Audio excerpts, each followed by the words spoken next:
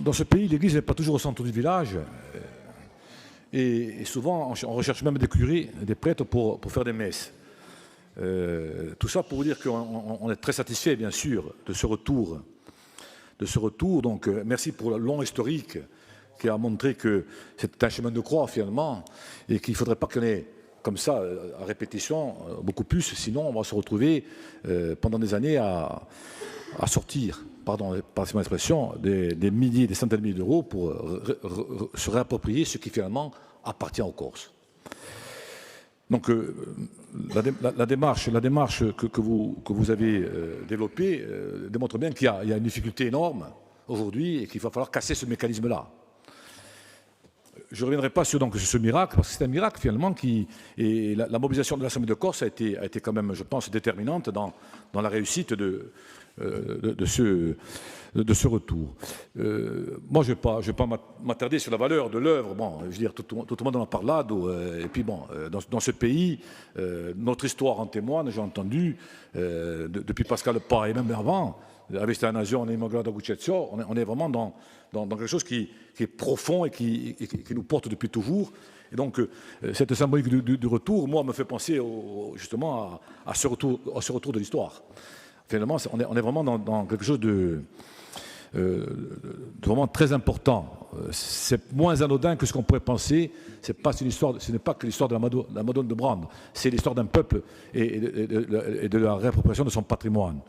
Donc moi, je ne parlerai donc pas de laïcité, vous avez bien compris, même si, je l'avais dit par le passé, la religion, chez nous, fait partie du sacré.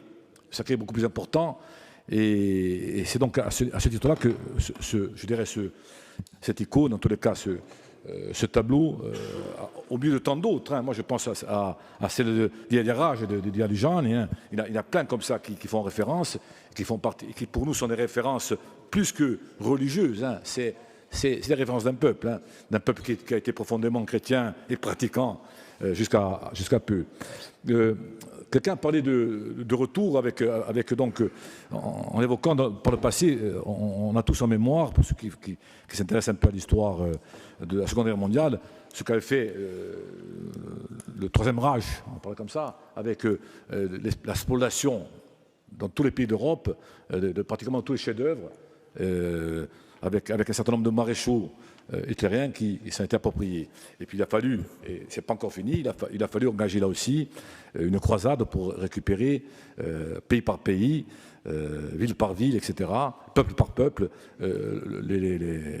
ces productions-là qui étaient des productions propres à leur génie.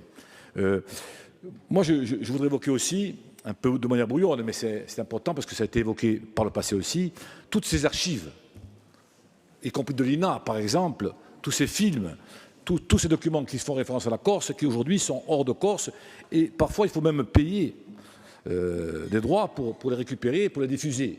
C'est important de vous le dire, ça dépasse donc, y compris la peinture, ça regarde aussi des films, ça regarde aussi des archives sonores, etc., etc. Donc là, il y a un effort financier important, vous l'avez souligné, et on le salue, mais il ne faudrait pas que la Corse systématiquement supporte ce type d'effort financier et soit aussi otage d'un mécénat qui peut être aléatoire et qui peut changer aussi de pays comme il change de chemise.